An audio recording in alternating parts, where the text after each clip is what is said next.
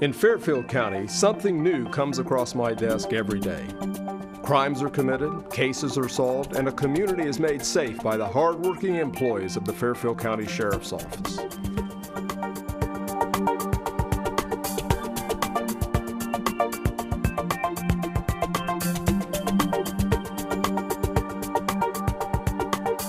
Welcome to This Week with Sheriff Dave Phelan, a weekly program on LancasterTV.com. We're also carried by a number of radio affiliates here in Lancaster. Do appreciate you, the viewers and listeners, that join us each and every week. We've actually been doing this show on television for about 9 years and on radio and television for about 17 years. So I'm appreciative of Fairfield Christian Academy, the students here, where we actually tape the program, our behind-the-scene executive producers, Kelly Roberts. I appreciate her getting the guests together and a lot of the questions. And this, the next couple of weeks, we're going to have a great program. We have with us Shad Axe. Good to see you. Nice to see you, sir. And a veteran of the Fairfield County Sheriff's Office. And you've been on how long? 23 years and 12 days. Wow, 23 years and 12 days. So just tell us a little bit about some of your assignments since you've been with the Sheriff's Office. I started May 2nd of 1995. At that point, I was assigned to the Jail Bureau for roughly 2 years.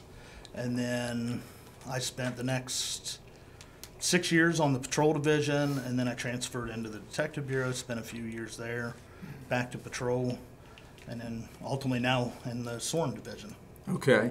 And so any favorite assignments? Probably Patrol, just because it's more, when you think of police work, that's what you think of as the Patrol Division. Okay. And then if you, now think back now, over 20 years, 23 years, what's probably one of the biggest changes you've seen as far as police work or what we've seen in our community? I guess from my standpoint, a lot of it is the age of the guys that I grew up with. Age isn't the right term, maturity level on us. You know, we were all a bunch of young kids starting out, and when you're young, you act like you're young. But as far as the actual career, I mean, just the length of, or not as the danger that comes with it, you know, it didn't seem as dangerous back in the day. You know, nowadays we have police officers getting shot on a regular basis, and I think it's just the culture has changed to it. Yeah, it's funny you mentioned that because I just read this morning, they said last night a first responder died somewhere in the United States. Statistically, every day a first responder, whether that's fire, police, emergency medic, will die every 24 hours in this country.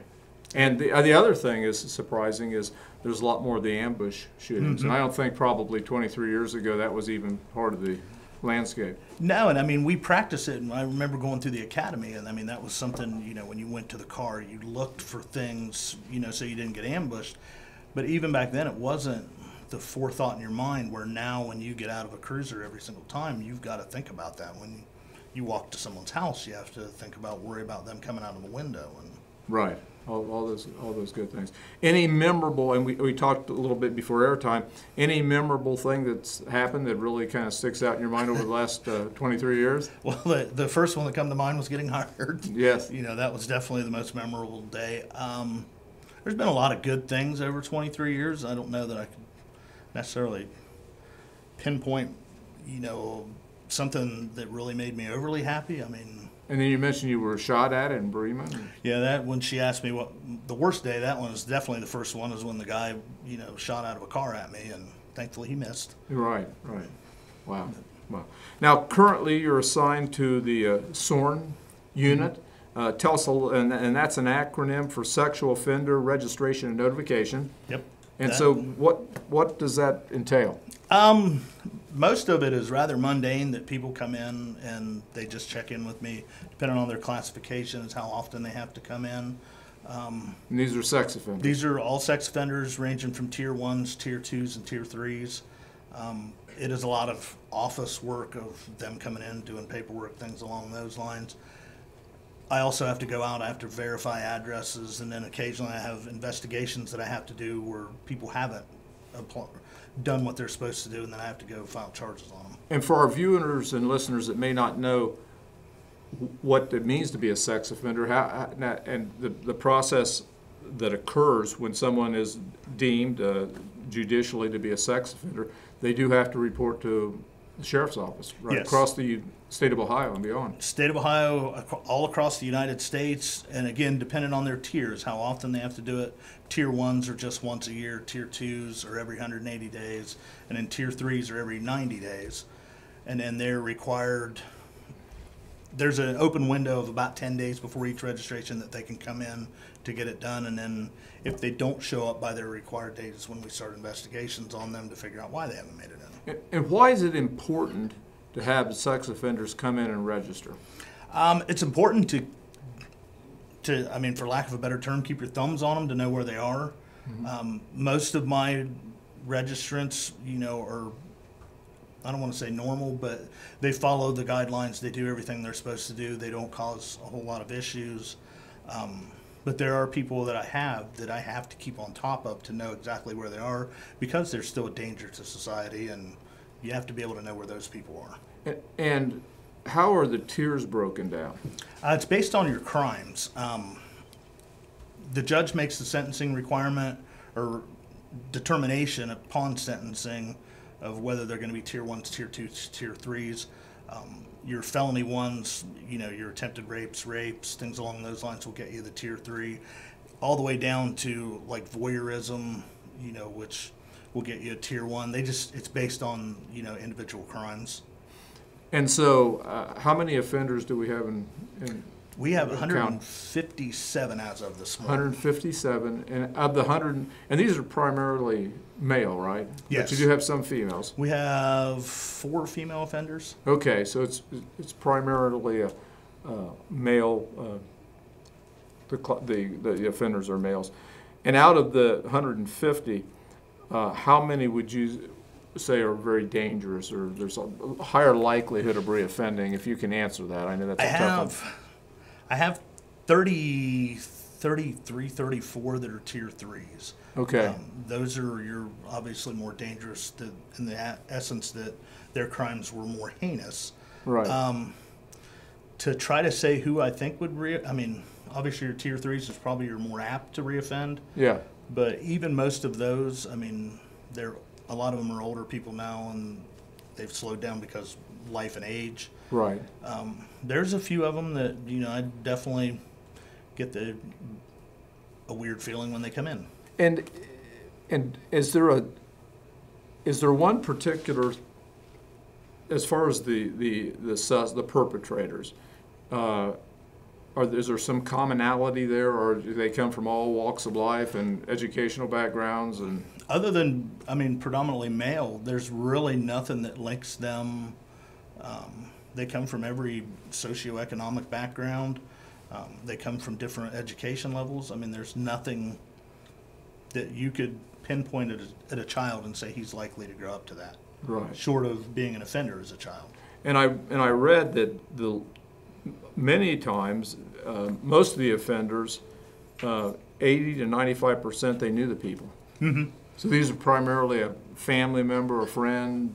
Yeah, most of the ones I have, I can't think of any that, off the top of my head, that were abductions that they didn't know the human being. I mean, most of everything I have is the suspect knew the victim. Wow, that's pretty amazing. And are there some things that a parent can do, or some people that, or some things that that could help people from becoming victims? I know that's a tough one with friends and relatives, but yeah, I think talk to your children. I mean, you know, have a relationship with your child to where your child can come and talk to you about things. Okay. Because unfortunately, you know, child victims tend to not say anything because the suspect has scared them. You know, I'm going to hurt your family. You know, you can't tell or I'll get in trouble. And so children don't tend to say a lot. But if you have that relationship with your child to where you have an open dialogue, they're comfortable with coming and speaking to you, it makes it a whole lot easier to get the information from them. And is there is it mostly children that are victims, or is it just between a lot of different people? It's across the board. Yes. I mean, you know, I didn't break it down as to how many child victim offenders I have versus because in the tiers it lists child victim offender versus an adult offender. or child victim versus an adult victim. But I mean, a lot of it is children, and by children I mean anybody under the age of 18, because we do have 16, 17-year-olds that ultimately are victims, but they're children under the statute. And then, I mean, we have a lot of adult victims. No, there's probably a lot of people that never report it too. Oh, most definitely. Yeah, I've heard as high as maybe 30% or something. Well, and I remember in the Bureau, I mean, we got a lot of cases where it was 7, 8 years down the road before somebody had the courage to come forward, which is hard to prosecute at that point in time. Right. But, you know, we get a lot of people hold it in and they don't say anything. So is there statute of limitations on these? There is a 7-year statute of limitations on those. However, I think there's ways they can get around. Right. You know, based on, I think they can base it on when you report it now versus when it actually occurred. And you would think now with a lot of the publicity and things with Bill Cosby and some of these things that maybe more people are coming forward now. I would think so, and I would hope so. I mean, I would hope the victims were willing to come forward. You know, it's funny because I think we all know, or a lot of people know people that have been assaulted. I happen to know 2 individuals that were assaulted, and one was actually when I was with Columbus as a police officer's mother, but she never wanted to do it. Wouldn't take a report, wouldn't do anything about it, and so I just think she was so fearful that she just didn't want to do it or didn't want to go through the process. I think some of it's shame. You Right. know, I think that people were ashamed that they allowed, not that they allowed, but that it happened to them, and Right. they don't want anybody to think that, you know, they were victims. Right, a lot of different dynamics there. Mm-hmm. Hey, we're almost out of time, but before we go off there, and I'd like to have you back next week because I think there's a lot of different things out there. But before we go off there, tell our listeners and viewers if they want to know who the sexual offenders are in their neighborhood, how do they find that information out? There's a link on the Fairfield County Sheriff's Office website that you can go in. There's brief information that they have you fill out. It's searchable, but it also will send you email texts to allow you to know when somebody has moved into your area. That way, because we report on tier 3s when they move in. However, you know, tier 1s and tier 2s, we're not required to send out notifications. But if you register with the website, it will send out notifications if anybody moves in your area. But it's really easy to navigate. It's right on our website.